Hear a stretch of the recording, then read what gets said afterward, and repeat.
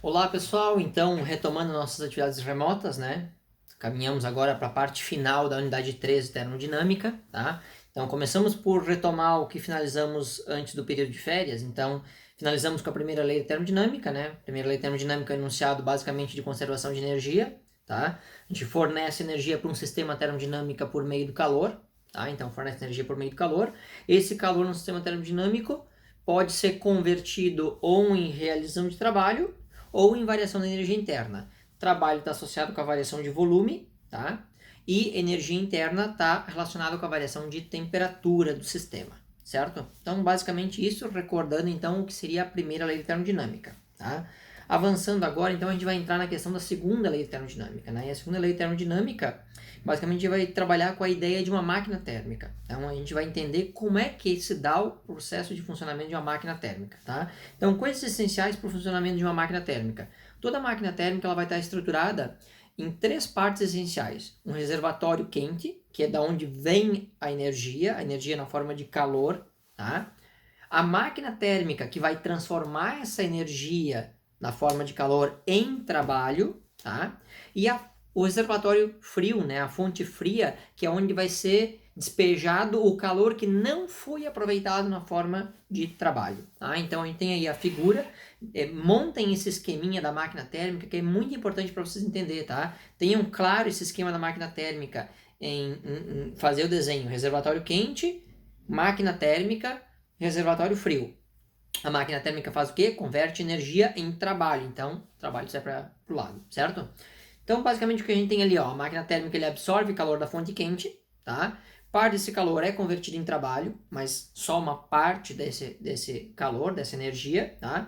E o que não é aproveitado, ele é desperdiçado, é uma energia jogada fora, tá? Então, é a energia que é jogada onde? No reservatório da fonte fria, tá?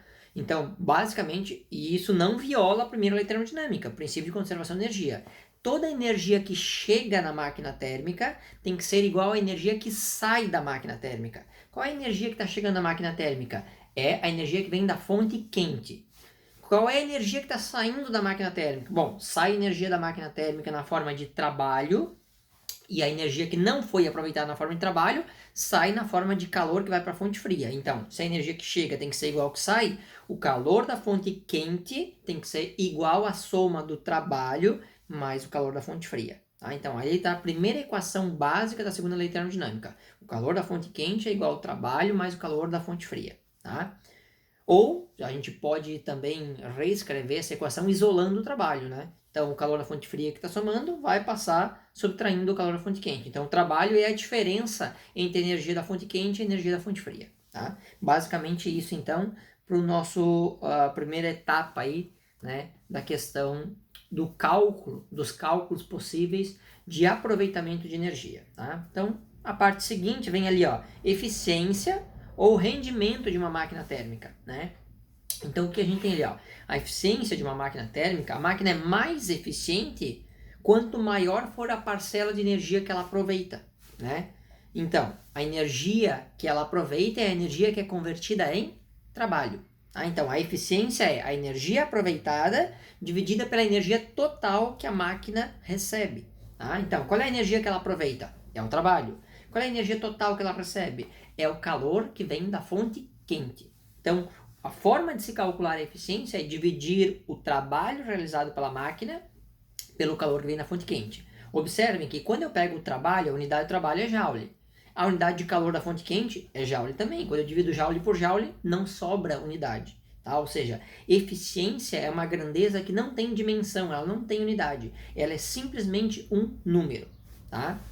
E uma coisa importante, uma máquina térmica jamais vai ter um valor de eficiência maior do que 1.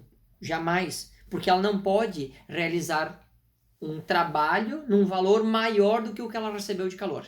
Tá? Sempre a máquina vai pegar o calor recebido e vai converter uma parte disso em trabalho. Então, a eficiência dela sempre será um número entre 1 e 0. Certo? Outra forma de se calcular a eficiência da máquina térmica é aplicando a segunda equação ali, que é fazendo o quê? Né? Se eu pegar o trabalho da primeira equação buscar lá no slide anterior, né? O trabalho é o calor da fonte quente menos o calor da fonte fria. Colocar isso, substituir ali no lugar do trabalho, calor da fonte quente menos o calor da fonte fria, resolver o MMC que dá ali, vai resultar naquela equação que está pronta ali para vocês, que é o quê? 1 menos o calor da fonte fria dividido pelo calor da fonte quente, tá? Então, como é 1 menos aquilo ali, também o resultado, faça a conta de um jeito ou faça do outro, vai dar o mesmo, exatamente o mesmo. Só que em alguns problemas já é dado o trabalho, então a gente já calcula direto, em outros, né, eu preciso fazer esse cálculo em virtude dos valores da fonte quente e fria, certo? Então, importante que ali a quantidade de calor da fonte quente e da fonte fria, o trabalho, tá? E a eficiência, como vai dar um número entre 0 e 1, tá? Normalmente não tem como dar um valor diferente disso. O que a gente faz? A gente dá o valor da eficiência, do rendimento da máquina térmica em percentual. Como é que eu vou saber o percentual? Eu vou fazer aquela conta que está ali, trabalho dividido pelo calor da fonte quente, o resultado vai dar lá 0,58.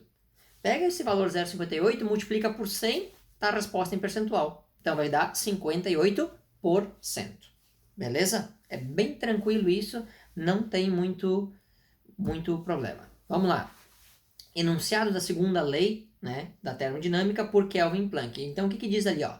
Segundo Kelvin Planck, é impossível que uma máquina térmica que opere em ciclo não produza outro efeito que o de extrair calor de um reservatório e efetuar uma quantidade equivalente de trabalho. Tá?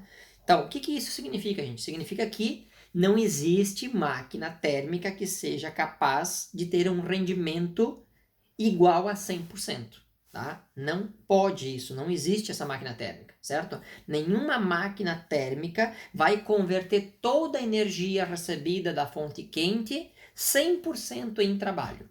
Isto é impossível. Tá? Sempre vai haver uma parcela da energia que será perdida para a fonte fria, certo? Sempre. Tá? Então, esse é o enunciado da segunda lei por Kelvin Planck. Tá? E isso é importante até para poder entender coisas depois. Tá? Então, exemplo 6 que nós temos ali, olha o que ele diz lá. Ó.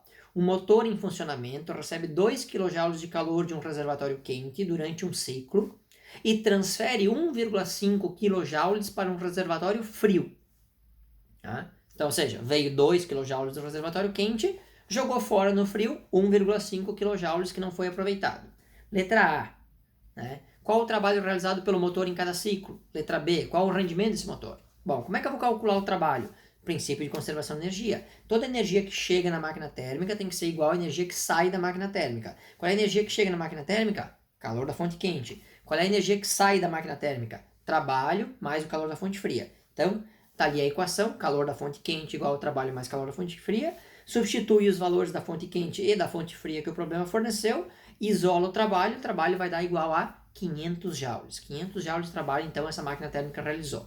Vamos para o cálculo da eficiência, letra B. Como é que eu calculo a eficiência? Agora que eu calculei o trabalho, eu posso calcular o trabalho dividido pelo calor da fonte quente. Tá? Então, o trabalho, que foi a energia aproveitada por essa máquina térmica, 500 joules, dividido pelo calor da fonte quente, que é de 2.000 joules. Tá? Então, eu vou ter 500 dividido por 2.000 é 0,25. Multiplica por 100, 25%. Tá? E aí eu botei embaixo o cálculo para mostrar que eu posso fazer pela outra equação, que o resultado vai dar o mesmo, né? Ou então, tá ali a outra equação, ó. Eficiência igual a 1 menos o calor da fonte fria dividido pelo calor da fonte quente. Então vai ficar 1 menos 1.500 que vai para a fonte fria, 2.000 que vem da fonte quente, 1.500 dividido por 2.000 dá 0,75, tá? E aí 1 menos 0,75, 0,25, os mesmos 25%. Ah, então, isso é só para mostrar que eu posso usar uma equação ou a outra, tanto faz, o resultado é exatamente o mesmo. Perfeito? Muito bem. Então, fechou segunda lei da termodinâmica e eficiência. Exemplo 7 ainda tem aqui, ó, né? Exemplo 7. Se um motor tiver um rendimento de 20% e transferir 3 vezes 10 na 3 joules, 10 na 3 é 10 elevado a 3 é 1.000, 1.000 vezes 3, 3.000 joules. Então, se o motor transferir 3.000 joules de energia para a água utilizada para refrigerá-lo, quanto trabalho será realizado pelo motor? Então tem a dica ali já, dei uma dicasinha ali para facilitar a vida de vocês. Primeira coisa, encontrar qual é a quantidade de calor recebida do reservatório quente. Tá? O que eu tenho aí? Eu tenho o rendimento, 20%, e tenho a energia que é jogada na fonte fria, que vai para refrigerar o motor. Então, energia perdida, certo? Então, primeira coisa, escreve a equação da eficiência. Eficiência, vejam, o que eu tenho de dados? Eu tenho só o calor da fonte fria. Só tenho o calor jogado na fonte fria, que é de 3.000 joules.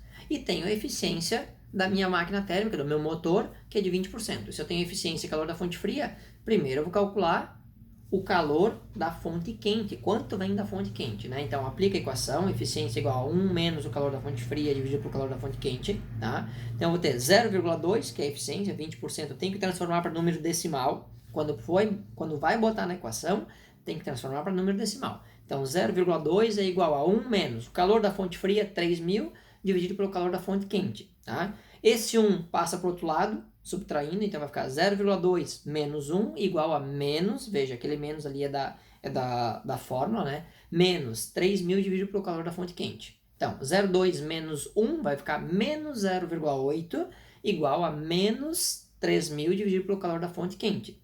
O calor da fonte quente que está dividindo do lado lá direito da igualdade, ele vai passar para o outro lado multiplicando. Então, vai ficar menos 0,8 vezes o calor da fonte quente igual a menos 3.000. O objetivo é isolar o calor da fonte quente, então o menos 0,8 está fazendo o quê? Ele está multiplicando, ele passa para o outro lado, dividindo. Não muda o sinal, tá, gente? Não tem essa história de muda de lado, muda de sinal, isso é bobagem. O que muda é a operação matemática. Se o 0,8 está multiplicando e ele é negativo, ele passa para o outro lado com a operação inversa da multiplicação, portanto ele passa dividindo e leva o sinal junto. Tá? Então vai ficar lá, ó, calor da fonte quente é menos 3.000 dividido por menos 0,8. Logo, o calor da fonte quente, menos 3.000 dividido por 0,8, menos 0,8, menos dividido por menos dá mais, e o resultado é 3.750 joules. Então, este é o calor que a fonte quente manda para o motor, tá? O motor destes 3.750, 20% ele transforma em trabalho, e o restante ele joga fora, que é 3.000 joules. Né? Ele aproveita só 750 dos 3.750, tá? Bom, e aí o problema é saber o trabalho. Como é que eu vou calcular o trabalho? Aplica, né, no que seria, então, o princípio de conservação de energia. A energia que chega na máquina térmica tem que ser igual à energia que sai da máquina térmica. Quem é que chega na máquina térmica? Calor da fonte quente. Igual, quem é que sai da máquina térmica? Trabalho mais o calor da fonte fria. Então, eu vou ter o calor da fonte quente é igual trabalho mais o calor da fonte fria, tá? Então, calor da fonte quente, 3.750, é igual trabalho mais 3.000 joules, tá? Bom, como eu quero saber o trabalho, o 3.000 que está somando o trabalho, passa para o outro lado, subtraindo. Então, eu vou ter 3.750 menos 3.000 igual a 750 joules que sobrou. E este é o valor do trabalho realizado por esse motor. Tá? A energia aproveitada pelo motor, 750 joules, do total dos 3.000 que a máquina térmica recebeu da fonte quente. Beleza? Vamos adiante, então. Agora, para finalizar, ciclo de Carnot. Então, Sadi Carnot foi um engenheiro, um cientista, né? Que ele fez o quê? Ele fez o estudo de máquinas térmicas e ele descreveu o que seria o funcionamento teórico, né, de uma máquina térmica operando num ciclo ideal, reversível e que obtinha o máximo rendimento possível, tá? E, posteriormente, isso foi determinado, então, esse ciclo teórico, né, esse ciclo de funcionamento da máquina térmica, posteriormente foi denominado, então, de ciclo de Carnot, tá? Bom, o ciclo de Carnot, basicamente, ele trabalha de que forma? Ele alterna duas transformações isotérmicas. Isotérmica é uma transformação em que a temperatura é constante, e duas transformações adiabáticas. Adiabáticas é porque não tem troca de energia, não tem recebimento nem perda de calor, certo? De maneira alternada. Então, tem ali a observação também que diz ali, ó, o rendimento da máquina de Carnot é o máximo que uma máquina térmica pode ter. Então, esse é o rendimento máximo que uma máquina térmica pode ter é o rendimento se esta máquina operasse pelo ciclo de Carnot. E mesmo tendo o maior rendimento possível, esse rendimento nunca chegará a 100%. Isso é fundamental, certo?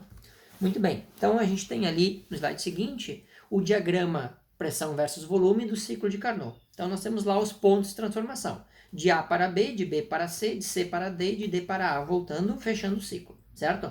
De A para B, vejam que a curva segue a isoterma. Se segue a isoterma, a temperatura não varia, então é uma transformação isotérmica.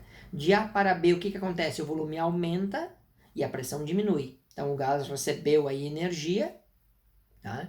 Recebeu energia, se expandiu e diminuiu a pressão dele. De B para C, tá? De B para C é uma transformação adiabática, então não tem troca de calor, né? O ciclo, o gás continua aumentando o volume e diminuindo muito a pressão por inércia do movimento, por exemplo, do pistão, né? O pistão expandiu, o pistão moveu pela expansão do gás. Chega num ponto, o gás já não exerce mais força para empurrar o pistão, mas ele continua, né, expandindo por inércia, né, um determinado valor até chegar ao final de curso dele. Tá?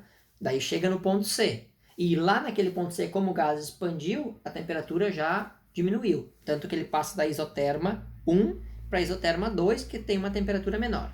Do ponto C para o D é quando o pistão começa o movimento de retorno. Né? Então ele vai fazer o quê? Ele vai começar a comprimir o gás que tem ali dentro, certo? Então ele comprime o gás que tem ali dentro, de maneira que o volume diminui, e conforme ele vai comprimindo o gás, a pressão vai aumentando. Tá? Então, inicialmente tem um processo em que a temperatura não varia, tá? E depois, no último processo, na transformação de D para A, aí sim, nós temos alta taxa de compressão, então as partículas vão ficar extremamente pressionadas, se agitam intensamente e aumenta a temperatura. Tá? E aí retorna ao ponto A, o ponto de maior temperatura, que é quando então tem a queima, né? O processo de queima do combustível se dá nessa transformação de D para A, certo? Muito bem, então com isso a gente fecha o que seria o ciclo de Carnot aqui demonstrado. Então ali tem o outro slide, né? Então tá lá, ó, de A para B, expansão isotérmica, recebe energia da fonte quente, tá? De A para B, então, em contato com a fonte quente, o gás realiza calor, expande isotermicamente, o calor é convertido integralmente em trabalho, fazendo a pistão subir. De B para C, a fonte quente é retirada, mas o gás continua a se expandir adiabaticamente, realizando trabalho às custas da diminuição de energia interna. A temperatura cai da temperatura quente para fria. Tá? E de C para D, então, em contato com a fonte fria, o gás é comprimido isotermicamente, processo ultra rápido, liberando calor no reservatório frio. Tá? E de D para A, o gás é comprimido adiabaticamente, a temperatura do gás aumenta novamente para a temperatura quente. Tá? Então, é o ciclo completo aí do ciclo de Carnot. Bom, o ciclo de Carnot nos permite, então, construir algumas relações matemáticas bem importantes, né? Que é o quê? É a seguinte relação. O calor da fonte fria dividido pelo calor da fonte quente é igual à temperatura da fonte fria dividido pela temperatura da fonte quente. Tá? Isso é bastante importante. Essa relação matemática que se estabelece entre o calor das fontes, quente e fria, e a temperatura das respectivas fontes, quente e fria. Tá? E a partir dessa relação matemática de Carnot, a gente tem outra possibilidade, outra equação, que nos permite calcular agora a eficiência da máquina térmica em função de suas temperaturas e não mais em função das energias. Tá? Então, a equação que nos permite calcular a eficiência em função da temperatura é 1 menos a temperatura da fonte fria dividido pela temperatura da fonte quente. Tá? Bom, então a gente tem a legenda ali, né? O calor da fonte quente, né? O QF, o calor da fonte fria, TQ, a temperatura da fonte quente, TF, temperatura da fonte fria, e o valor da eficiência. Importante, aqui o aluno tropeça por falta de atenção, por falta de cuidado. Importante, fundamental. As temperaturas, para serem utilizadas na equação, obrigatoriamente tem que ser temperaturas que estejam na escala Kelvin. Vocês vão receber provavelmente as temperaturas na escala Celsius. Como é que eu converto uma temperatura da escala Celsius para a escala Kelvin? Está ali a equação. Basta que eu pegue a temperatura Celsius, sei lá, 250 graus Celsius, né? E some a esse valor 273. Quando eu somo 273 a 250, eu obtenho o valor final como uma temperatura na escala Kelvin de 523, que seria a soma desses dois valores que eu citei agora. Tá? Então, é fundamental. Se você não converter para a escala Kelvin, você vai errar 100% de suas contas. Tá? Então, cuidado. Converta para a escala Kelvin e faça os cálculos necessários. Tá? Então, ali, ó, exemplo 8. Uma máquina a vapor tem uma caldeira que opera a 227 graus Celsius. O calor resultante da queima do combustível transforma a água em vapor e esse vapor aciona então o pistão. A temperatura da descarga é a do ar exterior, que é aproximadamente 27 graus Celsius. Tá? Então, na fonte quente, que é onde se dá a queima do combustível, na temperatura da caldeira, 227 graus, temperatura da fonte quente. O gás aí, que não é aproveitado depois da expansão do movimento do pistão, ele é jogado para a fonte fria. Quando vai para a fonte fria lá está com temperatura 27 graus Celsius. Muito bem. Qual é o maior rendimento dessa máquina a vapor? Né? O maior rendimento possível dessa máquina a vapor seria o rendimento obtido se ela operasse num ciclo de Carnot. Então a gente vai calcular a eficiência máxima dessa máquina, né, essa máquina térmica, pela equação do ciclo de Carnot. Então a eficiência vai ser 1 menos a temperatura da fonte fria dividido pela temperatura da fonte quente. Lembrando que precisa converter as temperaturas para Kelvin. Então é 227 mais 273, dá 500 graus Kelvin, né? 500 Kelvin. E depois a temperatura da fonte fria, que é 27 mais 273 vai dar 300 Kelvin. Então eu vou ter lá a equação. Eficiência igual a 1 menos 300 dividido por 500. 300 dividido por 500 é 0,6. 1 menos 0,6 é igual a 0,4. Então 0,4 vezes 100, 40% de eficiência. Então a eficiência máxima que esta máquina a vapor poderia ter é de 40%. 40% da energia aproveitada para a realização do trabalho. Né? Essa seria a eficiência máxima. Não sei se é a eficiência real dela, mas a eficiência máxima dela. Tá? A letra B pede determinar o trabalho máximo que a máquina pode executar em cada ciclo se a operação, então, absorver 200 joules de calor da fonte quente. Então, lembrando, de novo, conservação de energia. O calor que chega na máquina térmica tem que ser... o calor, melhor, vamos repetir aqui, né? A energia que chega na máquina térmica, né, na máquina térmica tem que ser igual à energia que sai da máquina térmica. Qual é a energia que chega na máquina térmica? O calor que vem da fonte quente. Qual é a energia que sai da máquina térmica? Parte da energia aproveitada da fonte quente na forma de trabalho e a parte que não é aproveitada jogada fora na fonte fria. Tá? Então eu vou ter lá calor da fonte quente igual ao trabalho mais o calor da fonte fria. Tá? Bom, o que eu vou ter então? Observem que se eu tenho 40% de eficiência, né, 40% da energia que vem da fonte quente é aproveitada. Então como é que eu vou calcular o trabalho máximo? Né? O trabalho máximo eu vou pegar o calor que vem da fonte quente e vou multiplicar pelo valor da eficiência, 40%. Tá? Então o meu trabalho máximo vai ser 200 joules de energia vem do reservatório quente por ciclo, vezes a eficiência que é 0,4, 200 vezes 0,4 vai dar 80 joules de energia aproveitada, né? 120 joules de energia jogada fora. A maioria das máquinas térmicas, gente, até para infelicidade, muitos pensam que não, né? A maioria das máquinas térmicas são máquinas muito ruins de eficiência, né? Muito ruim mesmo. Porque imagina, você tem essa máquina aqui, a eficiência máxima dela teórica seria de 40%. Tá? Então, 60% da energia você está jogando fora numa máquina que teoricamente, quando você vai calcular a eficiência real, esses valores são ainda menores. Tá? Então, máquina térmica em termos de eficiência é muito ruim mesmo. Tá? As máquinas térmicas são muito baixas eficiências, certo? Tá? Então vocês ficam aí com uma quantidade de exercícios para exercitar bem isso, tá? Tem 8 exercícios para fazer naquele mesmo esquema que a gente vem mantendo. Faz o exercício ou posta no Classroom ou manda por e-mail para validar a presença. E importante, gente, muito importante, eu já vou alertar agora aqui isso, tá? Na semana que vem será uma semana inteira para a realização da avaliação da unidade 3. Vai ser só avaliação. Então, é importante que vocês façam esse exercício para entender. Semana que vem vai vir uma lista de exercícios, que não vai ser uma lista de exercícios, vai ser avaliação, né? Então, vai ter uma quantidade grande de exercícios, avaliando toda a unidade 3, e a gente fecha a unidade 3. Ok, gente? Então, tudo de bom, bons estudos, e até sexta-feira de manhã, quem tiver dúvidas, então, no atendimento para tirar as dúvidas. Ok? Valeu, pessoal. Abração. Tudo de bom para vocês aí.